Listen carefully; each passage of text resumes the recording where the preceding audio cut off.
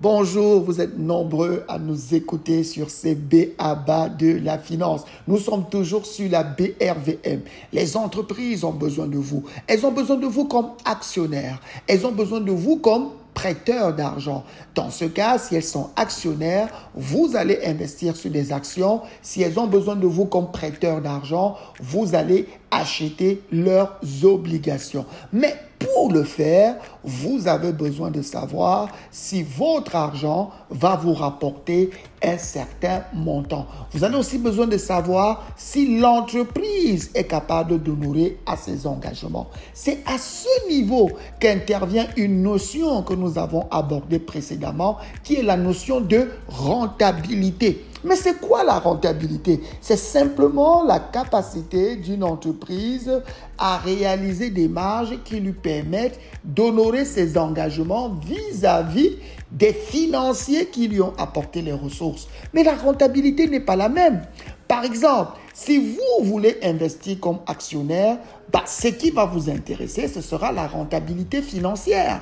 C'est-à-dire que vous allez calculer ce que représente le bénéfice net de l'entreprise sur ses activités, évidemment le bénéfice net complet de l'entreprise par rapport à ses capitaux propres. Mettons une entreprise qui donne aujourd'hui un ratio de rentabilité financière, ne vous laissez pas impressionner, de peut-être 15%. Parce que son bénéfice net sur les capitaux propres, c'est 15%.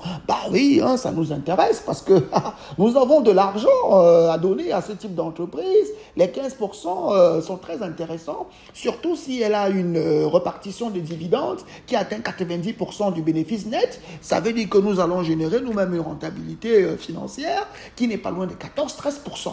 Ça, c'est intéressant parce que ça nous permet de fructifier réellement notre argent. Mais si nous avons prêté de l'argent à l'entreprise, nous ne regardons pas la rentabilité financière. Parce que la rentabilité financière ne nous intéresse pas. Nous qui avons prêté de l'argent à l'entreprise, ce qui nous intéresse, c'est la rentabilité économique. Nous n'allons pas regarder, évidemment, une entreprise qui a une rentabilité financière de 15%, ça veut dire qu'elle a généré suffisamment d'argent et pour payer ses dettes et pour gérer les amortissements, mais aussi pour payer ses actionnaires. Mais si nous voulons être conservateurs et ne pas nous laisser tromper, nous regardons la rentabilité économique. Et pourquoi la rentabilité financière peut être un problème? Parce que l'entreprise peut bénéficier d'un gain exceptionnel. Par exemple, elle peut avoir une valeur ajoutée qui a baissé, mais elle a vendu un de ses immeubles, ça lui a rapporté de l'argent qu'elle n'avait pas la précédente fois. Ça augmente sa rentabilité financière, mais ça ne veut pas dire que son activité principale de vente de pain avec de la viande chargée à l'intérieur a progressé. Donc la rentabilité économique calcule le résultat d'exploitation, c'est-à-dire la valeur ajoutée créée par l'entreprise, moins les charges notamment de personnel, moins quelques charges d'amortissement, mais avant les charges financières divisées par l'ensemble des capitaux propres de l'entreprise, c'est-à-dire que le capital qui sont l'ensemble des actions, mais aussi la dette à long terme. Donc, si vous avez une rentabilité financière de 15, et peut-être une rentabilité économique de 10, il vaut mieux investir comme actionnaire. Mais si vous avez une entreprise qui a une rentabilité économique de 15 et une rentabilité financière de 8, il vaut mieux investir comme prêteur d'argent, comme souscripteur aux obligations. Vous avez vu la différence qu'il y a entre rentabilité financière et rentabilité économique? Et je vous rappelle que la rentabilité elle-même est déjà différente de la profitabilité.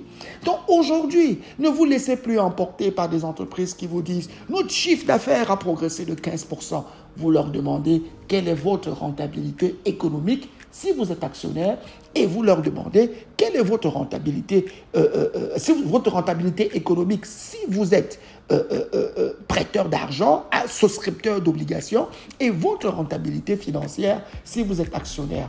Donc, pour bien faire les choses, lorsque vous avez votre épargne, vous voulez investir, n'hésitez pas à aller voir des SGI. Ce sont des spécialistes. Ils connaissent tout ce que je vous dis là mieux que moi et ils vous expliqueront la différence entre la profitabilité, la rentabilité et surtout la différence entre rentabilité économique et rentabilité financière.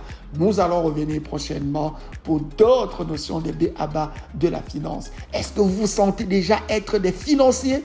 Est-ce que vous êtes prêts à aller à la BRVM afin de pouvoir investir votre argent?